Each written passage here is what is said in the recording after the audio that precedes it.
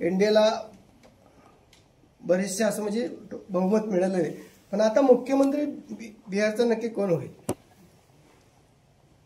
साहेब निवडणूक झाली, कसं बघताय?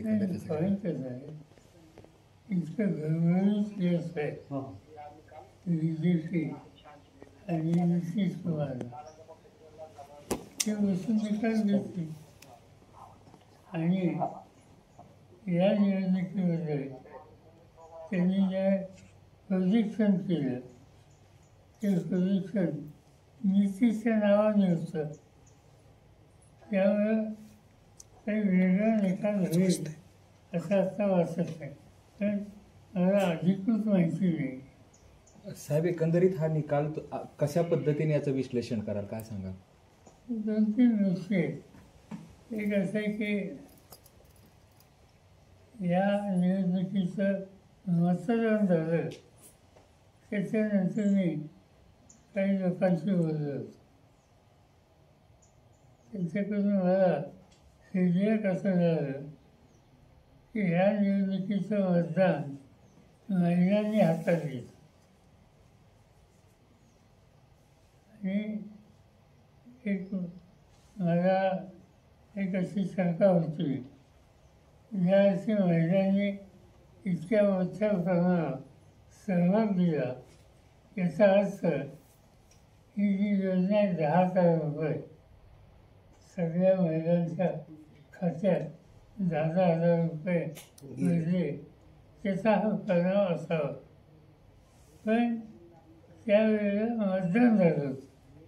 आता रिझल्टकडे आले आणि रिझल्टमध्ये निष्कर्ष बहुसंख्य अर्थशास्त्रांनी महिलांना त्याचे स्टेज दिलेले.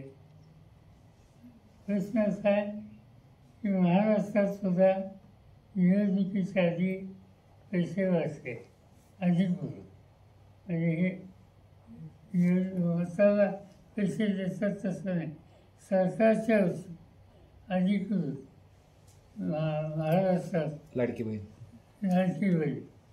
तसंच यावेळेला बिहारमध्ये झालेले.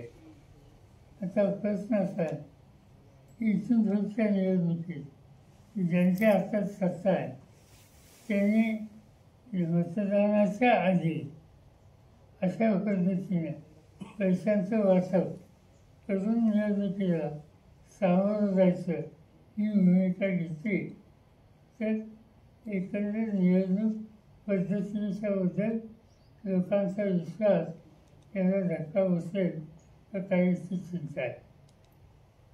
एवढ्या मोठ्या प्रमाणात पैशाचं वाटप करणं हे योग्य आहे का याचा विचार जाणकारांनी केला पाहिजे. निवडणूक आयोगाने सुद्धा याचा विचार केला पाहिजे. निवडणुका स्वच्छ पारदर्शक पद्धतीने व्हाव्यात याच्यात कुणाची दुवत असायचं कारण नाही, पण 10,000 रुपये ही काही लहान रक्कम नाही आणि विशेषतः याचा परिणाम काय होतो हे मी एकेकाळी लाडावशीच बघत असते. लाडावशीचं वैशिष्ट्य होतं, आज नाही 50-1 वर्षापूर्वी की म्युन्सिपाल्टीची निवडणूक आली की लोक वाद बघायचे मतदानाच्या आदल्या दिवशी. कशासाठी वाद बघायचे हे काही सांगायची गरज नाही. आणि ते वाचक झालं की निवडणुकीचे निकाल काय लागले हे कळेल. ते लहान प्रमाणात होतं, पण आता सगळ्या राज्यात 50% मतदान या महिलांचं आहे, त्यांना 10,000 रुपये देणं आणि त्याच्यानंतर निवडणुकीला सामोरं होणं याचा अर्थ या निवडणुका पारदर्शक आणि स्वच्छ होतात का यासंबंधी लोकांच्या मनात नक्कीच शंका आहे. याचा विचार इलेक्शन कमिशनने केला. साहेब, स्थानिक स्वराज्य संस्थांच्या देखील निवडणुका येऊ पाहत आहेत, काही ठिकाणी आता चंदगड या ठिकाणी आपली राष्ट्रवादी दोन्ही राष्ट्रवादीची युती झालेली. पुणे जिल्ह्यामध्ये काय चित्र होईल? मला कुठल्या जिल्ह्यात काही माहिती नाही. माझ्या पक्षापुरतं सांगतो, चर्चा आमच्यात झाली आणि आमच्या चर्चा अशी झाली की या स्थानिक निवडणूक आहेत, नगर परिषदेच्या आहेत, यानंतर पंचायत राज्याच्या आहेत. या निवडणुकीत पक्ष म्हणून आपण कधी जात नसतो. याच्या आधीच्या निवडणुकीत आम्ही पार्टी म्हणून या निवडणुका लढवल्या नव्हत्या आणि म्हणून राष्ट्रवादी काँग्रेस पक्ष शरद पवार याच्या वतीने आम्ही निकाल घेतला की त्या तालुक्यात किंवा त्या जिल्ह्यात पक्षाचे जे सहकारी आहेत स्थानिक स्थितीवरून त्यांनी निर्णय घ्यावा, हा अधिकार त्यांना. मुंबई महापालिकेत देखील काँग्रेस स्वतंत्रपणे निवडणूक लढवते अशी भूमिका घेतलेली आहे. घेतील म्हणजे घेणार का नाही हे मला माहीत नाही, पण घेतील ते काय असेल नाही. आणि स्वस्त सांगायचं, मुंबई महानगरपालिका आत्ता जाहीर झालेली नाही. भाजप असे म्हणते की आपण अनेक वर्ष बघितली की मुंबई ही शिवसेनेची त्या ठिकाणी महापौर झालेला आहे, परंतु आता महायुतीतनंच महापौर केला जाणार असं ठामपणे सांगितलं जाते. आपल्याला सांगणार भाजपवर सांगणार उद्धव ठाकरे येणार, याच्यात नवीन काय. साहेब, आचारसंहिता लागू झाल्यानंतर किंवा आचारसंहिते दरम्यान निवडणूक आयोगानं या जे 10,000 रुपये जाहीर केले होते त्याला परवानगी देणं आणि पूर्वी अशा प्रकारच्या कुठल्या योजना जाहीर केल्या तर त्याला निवडणूक आयोग आक्षेप घ्यायचा. निवडणूक आयोगाचा हा दुटप्पीपणा किंवा त्याची काम करण्याची पद्धत बदलली असं वाटत नाही? साधी गोष्ट आहे. 10,000 रुपये प्रत्येकी वाचणं याचा अर्थ काय? याच्यामध्ये ही गोष्ट खरी आहे की निवडणुका जाहीर होण्याच्या आधी या पैशाचं वाचवलं आहे एक 15 दिवस, त्यामुळे आक्षेप घेता येत नाही. पण योग्य आहे का? हा पैसा कुठला? सरकारी खजिन्यात. सरकारी खजिना मतदान करा याच्यासाठी वापरणं, याचा अर्थ सरळ निवडणुका गैरमार्गानं लढायची भूमिका आहे. साहेब, यालाच धरून पुढं कशा पद्धतीने आवाज उठवणं, कारण हे तुम्ही आता असंच म्हणाला होता, कारण महाराष्ट्रामध्ये तेच झालं, बिहारमध्ये देखील तेच. आगामी निवडणुकीत याला पायबंद बसावं म्हणून आपण काय भूमिका घेणार? बसून चर्चा करायच लागेल.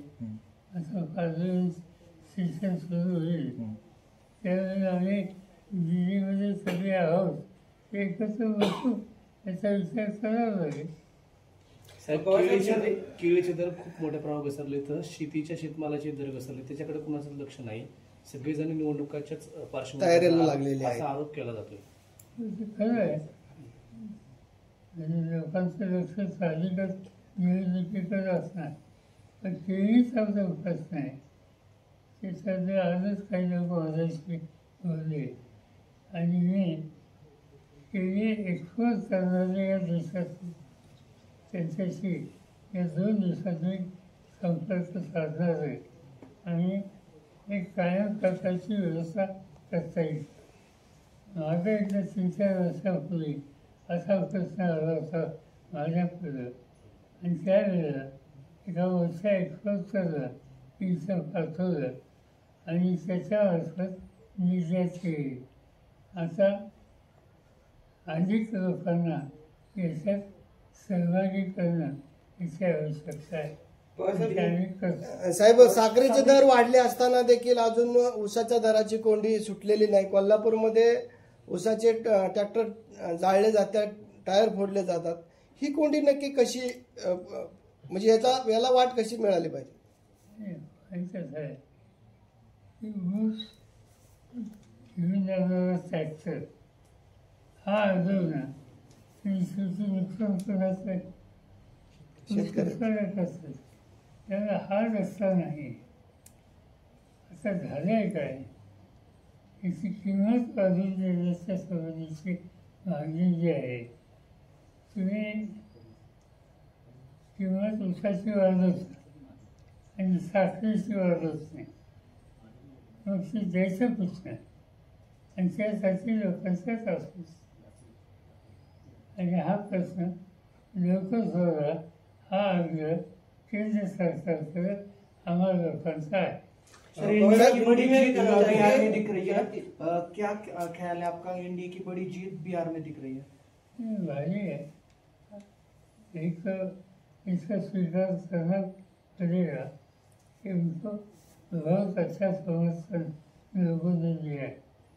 और आज के अखबार में सभी जगह पर न्यूज आई है कि उन्होंने महिला को 10,000 रुपये का जो बछौरा किया, इसका ये रिजल्ट एंटायर इलेक्शन में एंटायर यूनियन कम्युनिस्ट उनको 10,000 रुपये डिस्ट्रीब्यूट करना चुनाव से पहले, ये एक तरह का करप्शन, और वो वहाँ सरकार ने किया है, इसका रिजल्ट उनको मिला है, तो हम स्वीकार सकते। महाराष्ट्र में भी ऐसा हुआ था, लाड़की बहन योजना के नाम पर 1,500 रुपये दिए थे। महाराष्ट्र के झालं त्याचे परिणाम आम्ही भोगले। हिंदी में महाराष्ट्र में यही हुआ इस इलेक्शन में।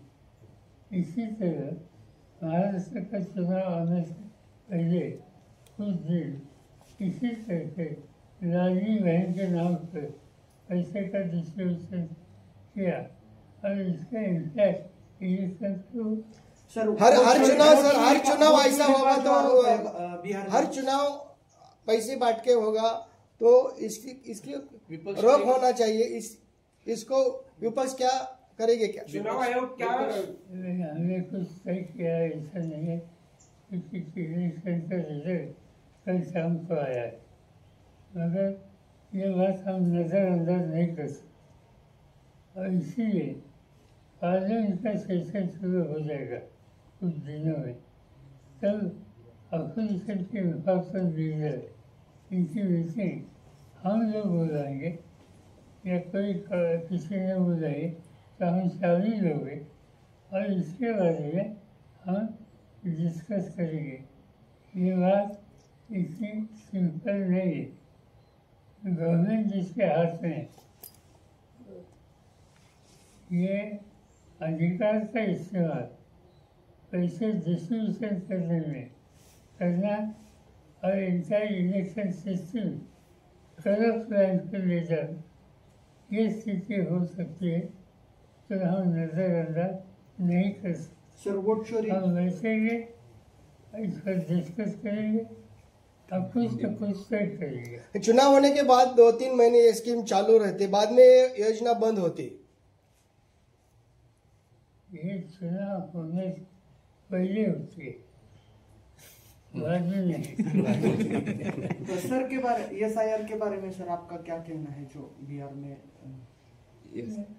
मुझे लगता है कि अभी इसमें ध्यान देने की कोई आवश्यकता नहीं। इशू एक ही है, 10,000। सर, वोट चोरी का आरोप जो हो रहा था वो वहाँ पर फेल हुआ, ऐसा लगता है आपको? महाराष्ट्र में भी मैंने कहा कि इलेक्शन ये 50% महिलाओं को जो वोटर है उनको पैसे का वसूला किया, वही है।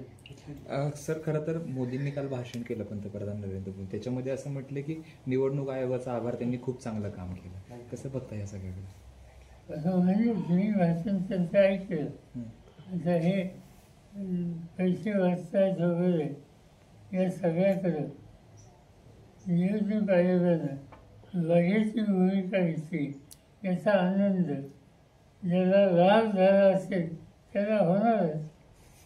साहेब, चिन्हाच्या बाबतीत प्रत्येक वेळेस तारीख वाढवून दिली जाते, परंतु निकाल मात्र लागत नाही. आता 1 वर्षाने लागेल असं सांगितलं. आता पुढच्या जानेवारीतली मुदत दिलेली आहे शिवसेनेला चिन्हाची सुनावणी संदर्भात. एक सगळं त्यांच्यावर अन्याय आहे. त्यांचे कायदेशीर जी मागणी आहे ती जितका उशीर होईल तेवढा त्या पक्षावर त्याची झळ बसते. 1, 2, 3 दिवसाचं हे आहे, तिसऱ्यांदाही पूर्ण ढकलेल. याचा अर्थ ज्युडिशरीबद्दल आपण भाष्य करू शकत नाही, पण दिसतंय ते ठीक नाही. पिपाणी चिन्हामुळे आपल्या पक्षाला फटका बसला होता. पिपाणी चिन्ह आता गोठवलेलं आहे. कितपत पुढे फायदा होईल या आपल्या तुतारी चिन्ह? फायदा होईल, कारण आम्ही जो स्टडी केला होता पिपाणी आणि तुतारी याच्यावर आमच्या अनेक जागा संघर्षात आल्या. मी महाराष्ट्राच्या निवडणूक आयोगाचा आभार मानतो की या त्यांनी आमची जी तक्रार आहे तिचा स्वीकार केला आणि त्याच्यात दुरुस्ती. सर, अतिवृष्टी आणि पूरग्रस्त जे शेतकरी झाले होते मे महिन्यातली देखील शेतकऱ्यांना अजून मदत मिळालेली नाही. सरकारने आज पुन्हा निर्णय घेतलेला आहे की माती आणि मुरुम शेतकऱ्यांना मोफत देण्यात येईल, परंतु मे महिन्यातल्या शेतकऱ्यांना देखील आम्ही मदत नाही, फक्त घोषणा होत आहेत का? आज माझ्याकडे सकाळी सोलापूरच्या भागात शेतकरी आले, त्यांनी जिया निघाला आहे माती फुकट घ्यायची कुठं, माती आणायची कुठं? दुसऱ्याच्या शेतात नको आलं पाहिजे आणि त्यामुळे त्याच्यात काय अर्थ नाही. बघूया उद्या मी सोलापूरला जाणार आहे, तिथल्या स्थानिक लोकांची आमदारांची चर्चा करणार. साहेब, 70,000 कोटीची आपण कर्जमाफी केली शेतकऱ्यांची. 20 जून पर्यंत मुदत मागितली या सरकारने कर्जमाफी करता. सरकार खरंच कर्जमाफी करेल शेतकऱ्यांची का फक्त आश्वासन देणार? बघायचं काय करतात.